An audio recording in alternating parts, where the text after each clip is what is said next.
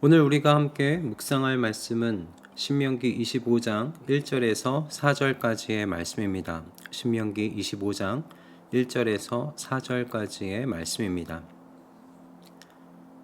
사람들 사이에 분쟁이 생겨서 그들이 법정에 서게 되면 재판장은 그들을 재판하여 옳은 사람에게는 무죄를, 잘못한 사람에게는 유죄를 선고해야 합니다. 유죄를 선고받은 사람이 매를 맞을 사람이면 재판관은 그를 자기 앞에 엎드리게 하고 죄의 정도에 따라 매를 때리게 해야 합니다. 그러나 매를 40대가 넘도록 때려서는 안 됩니다. 40이 넘도록 때려서 당신들의 결례가 당신들 앞에서 천히 여김을 받아서는 안 됩니다. 곡식을 밟으면서 타작하는 소의 입에 망을 씌우지 마십시오. 아멘.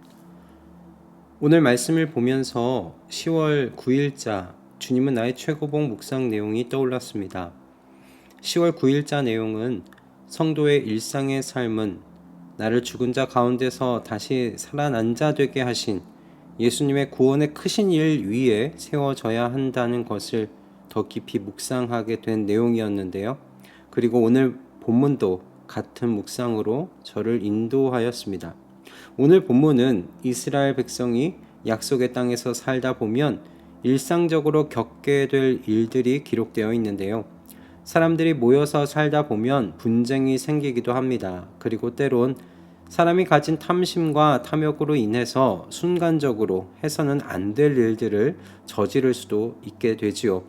그래서 이런 일들이 있을 때마다 법정 앞에서 시시비비를 가리기도 하고 죄의 정도에 따라 태형이 내려질 수도 있다. 오늘 본문의 말씀은 그렇게 이야기를 하고 있습니다. 그런데 하나님께서는 오늘 본문에서 태형을 행하더라도 40대를 넘어서는 안 된다라고 말씀하십니다. 40이라는 숫자가 무엇을 의미하고 어디서 나온 것인지는 모릅니다.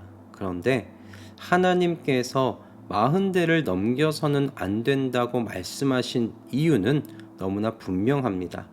40대를 넘겨 매를 때리는 것은 같은 동족, 결례를 천히 여기는 행위이기 때문입니다.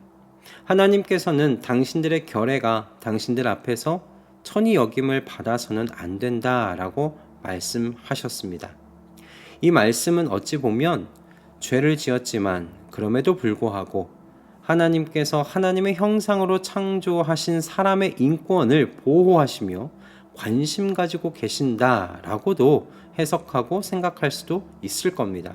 하지만 이 본문에서 눈여겨봐야 할 말씀은 무엇이냐면요. 당신들의 결례라는 명칭입니다. 죄를 지어 재판대 앞에 서 있는 그 사람도 이스라엘의 백성이라는 말씀입니다. 같은 동족으로서 결례로 봐야 한다고 하신 말씀입니다. 같은 동족으로서 결례로 본다는 건 무슨 의미일까요? 이것은 죄를 지어 재판대 앞에 서 있지만 그와 같은 죄인이지만 그도 종살이 하던 이집트에서 하나님의 자비와 인애로 속량함을 받은 하나님의 백성으로 여겨야 한다는 말씀입니다. 그러므로 같은 결례가 천하게 여겨지게 될 정도로 매를 때려서는 안 된다라고 말씀하시는 겁니다. 40이 넘는 매를 때려서는 안 되는 이유는 물론 인권이라는 이유로도 생각해 볼 수 있겠지만 무엇보다 하나님의 속량으로 구원을 받은 같은 결례이기 때문이라고 생각하는 것이 더 오늘의 이 본문의 전체 문맥 속에서 자연스러운 해석이라 생각합니다. 형을 집행하는 사람도 그리고 죄를 지어 형을 받아야 하는 사람 모두 하나님의 속량으로 구원을 받은 사람들입니다. 그러니 형을 내리는 일도 종살이하던 이집트에서 자신들을 속량하신 하나님의 구원의 사역 위에서 진행되어야 했다라는 말씀이죠. 저는 이것이 곡식을 밟으면서 타작하는 소의 입에 망을 씌우지 말라는 말씀에도 동일하게 적용되는 묵상이라 생각합니다. 과거 이스라엘 백성들은 겨와 줄기에서 나달을 떨기 위해 소가 끄는 탈곡기를 이용했다고 합니다. 그럼 이렇게 탈곡을 하는 소의 입에 망을 씌우는 이유가 무엇이겠습니까? 소의 발 밑에 떨어진 나달을 소가 주워 먹지 못하게 하기 위해 그 입에 망을 씌우는 것이죠. 그럼 하나님께서 곡식에 나달을 떠는 이 소의 입에 망을 씌우지 말라는 금지 명령 왜 주셨을까요? 소가 먹는 나달까지 욕심내지는 말라는 말씀이지요. 그리고 동시에 아무리 말 못하는 소라도 일과 괴로움을 동시에 주지는 말라는 하나님의 사려 깊으신 명령입니다. 여러분 한번 생각해 보십시오. 소의 눈에 밭에 떨어진 나달이 보여 먹으려고 해도 입에 씌운 망 때문에 먹지 못한다면 이 얼마나 이 짐승에게 잔인한 형벌이 되겠습니까? 하나님께서는 소가 일하면서 그 보상으로라도 땅에 떨어진 나달을 먹을 수 있도록 놔두라고 말씀하시는 겁니다. 그렇게 해도 가난해지지 않을 거라는 것이죠. 거두어들이는 소출이 줄어들지 않을 것이라는 하나님의 가르치심입니다. 욕심내지 말라는 말씀이지요. 탐심 가운데 일 행하지 말라는 말씀입니다. 여러분, 이 가르침조차 저는 그래서 하나님의 구속 사건의 기초에서 생각할 수 있다고 생각합니다. 하나님께서 이스라엘을 종살이하던 애굽에서 주권적으로 이끌어내셨어요. 40년을 광야에서 생활하는 동안 하나님께서 이스라엘 백성들을 굶주리거나 목마르지 아니하도록 만나, 메추라기, 그리고 광야에서 물을 대셔서 돌봐주셨습니다. 그렇게 약속의 땅으로 인도하셨고요. 그리고 그 약속의 땅 안에서는 하나님께서 이른 비와 늦은 비로 결실을 얻게 만들어 주셨습니다. 그런 하나님께서 이스라엘을 약속의 땅에서 굶주리게 하시겠습니까? 게다가 땅에 떨어진 나달을 소가 먹는다고 외국인과 과부와 고아를 위해 밭에 곡식을 남겨두게 되었다고 해서 굶주리게 되는 형편으로 이스라엘 백성을 이끌어 가시겠습니까? 아니요. 절대 그럴 수 없으십니다. 하나님의 백성이요. 하나님의 구속 위에 삶을 세우면요.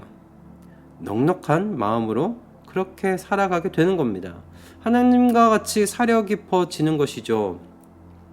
마태복음 7장 12절에는 황금률이라고 불리는 말씀이 기록되어 있습니다. 그러므로 너희는 무엇이든지 남에게 대접을 받고자 하는 대로 너희도 남을 대접하여라. 이것이 율법과 예언서의 본뜻이다. 이 말씀에서 사람들은 그러므로를 눈여겨보지 않고 너희는 무엇이든지 남에게 대접을 받고자 하는 대로 남을 대접하라는 말씀에 초점을 맞추는 것 같습니다. 그런데 그렇게 되면 이 율법은요, 정말 행위의 율법이 되고 맙니다. 어떻게든 내 안에 있는 힘과 능력으로 남을 대접하려고 하게 되기 때문입니다. 그러나 여러분, 이 앞에 놓여 있는 그러므로를 살펴보면, 묵상하게 되면 이 말씀 완전히 달라지게 됩니다. 그러므로는 앞에 있는 내용으로 인해 12절의 이 말씀이 결과로 이어지게 된다는 의미이지 않습니까? 그럼 12절 앞절의 말씀은 무엇입니까? 너희가 악해도 너희 자녀에게 좋은 것을 줄 줄 알거든 하물며 하늘에 계신 너희 아버지께서 구하는 사람에게 좋은 것을 주지 아니하시겠느냐라는 말씀입니다. 황금률이라고 불리는 이 명령을 수행할 수 있는 이유는, 행할 수 있는 이유는 우리 안에 어떤 그 능력이 있기 때문이 아니라, 우리가 도덕적이기 때문이 아니라 하늘에 계신 우리 아버지께서 자녀들에게 좋은 것으로 주는 아버지이시기 때문입니다. 즉 이 믿음 위에서 황금률은요, 행위 율법이 아니라 은혜의 결과로 성도에게서 나타나게 되는 자연스러운 삶의 열매라는 것이죠. 성도는 예수 그리스도의 십자가의 죽으심과 부활로 인해 반역의 죄를 용서받았고요. 그렇게 하늘에 계신 하나님을 우리 아버지라고 부를 수 있는 존재가 된 사람들입니다. 그렇기에 성도는요, 예수님의 구속의 행위 위에서 형제와 자매를 넉넉하게 용서하며 품을 수 있습니다. 사람과 동물, 그렇게 모든 자연 세계를 향한 사려 깊은 존재로 살아갈 수 있습니다. 남에게 대접을 받고자 하는 대로 남을 대접할 수 있게 됩니다. 그러므로 이 아침 우리 이렇게 기도하며 하루를 시작하면 어떨까 싶습니다. 주님, 예수 그리스도께서 행하신 구원의 크신 일 위에 오늘 하루를 세워갈 수 있기를 소원합니다. 그리하여 감정적으로 결정하지 아니하며 내 유익만을 바라보는 좁은 마음과 시야를 가진 인생, 그 인생으로 살아가지 않게 하여 주시옵소서. 오늘 하는 모든 결정이 예수님의 구원의 크신 일 위에서 행하여짐으로 주님의 넉넉하심과 사려 깊으심이 저를 통해 드러날 수 있도록 인도하여 주시옵소서.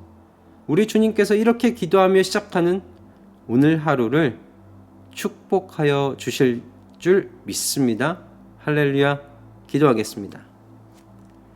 주님, 오늘 말씀 속에 담긴 주님의 마음을 묵상하게 하시니 감사합니다. 성도의 삶은 주님의 구원의 크신 은혜 위에 세워지는 것임을 깨닫게 해주셔서 감사합니다. 이 말씀이 그저 머릿속에만 남아있는 말씀 되지 않게 하여 주시고 몸에 새겨지는 말씀 되게 하여 주시옵소서. 나의 주인 되시는 예수 그리스도의 이름으로 기도드립니다. 아멘.